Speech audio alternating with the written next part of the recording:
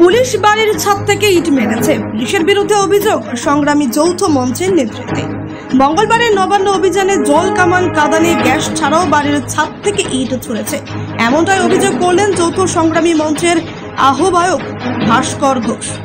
তিনি পুলিশের বিরুদ্ধে সরাসরি অভিযোগ করে বলেন, শান্ত আন্দোলনের ওপর পুলিশ জল কামান, কাঁদানে গ্যাস ছুঁড়েছে। পুলিশ বাড়ির ছাদ থেকে ইট ছুঁড়েছে আন্দোলনকারীদের উপরে।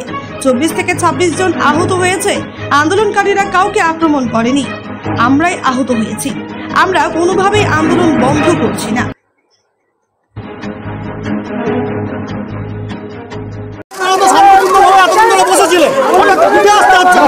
উঠে আসতে হচ্ছে, আমরা পিছনে যাচ্ছি, আমাদের লোকজনকে ওখানে লাঠিচার্জ করেছে, ওখানে গিয়ে তারপর আবার ঘুরে আসবো।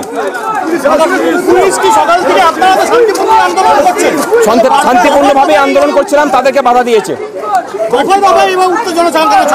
এই তো দেখতে পাচ্ছেন তো,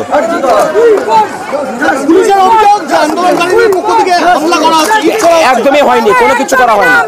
যা কিছু করেছে পুলিশ নিজের লোক ঢুকিয়ে করেছে। পুলিশ আহত হয়েছে, কি বলবেন? আমাদের আহত হয়েছে তো 20-25 জন আমরা আহত হয়েছি। টিয়ার গ্যাস মেরেছে, লাঠি চার্জ করেছে, মাথা ফেটেছে। ছাদ থেকে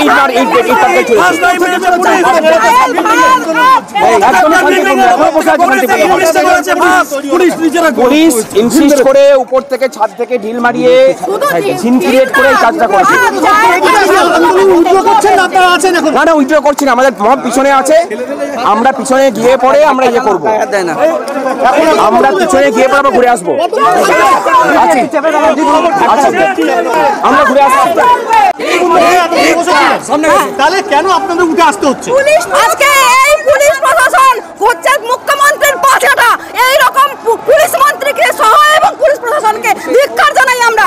আমাদের আন্দোলন ছিল শান্তিপূর্ণ আন্দোলন, বারবার প্রতি মুহূর্তে আমাদের উপরে অত্যাচার করা হয়েছে। ওপর থেকে তৃণমূলের লোক লাগিয়ে আমাদের উপরে পাথর ছোড়া হয়েছে এবং দোষ দেওয়া হয়েছে নাকি আমরা করেছি। যেই শান্তিপূর্ণ আন্দোলন আমরা চালিয়েছিলাম, সেই মিছিলের উপরেও কাঁদানে গ্যাস সহ লাঠিচার্জ করে আমাদের কাজকে তুলে দেওয়া হচ্ছে। এরকম পুলিশ প্রশাসন সহ পুলিশ মন্ত্রীর উপর, সহ মুখ্যমন্ত্রীর উপর ধিক্কার জানাই। অবশ্যই চালাবো। আজকে বড় কথা হলো তো কি হয়েছে, ভবিষ্যতে আমরা আবার আন্দোলন নামবো, দেখি কতবার আমাদেরকে। সেটা আচার্য।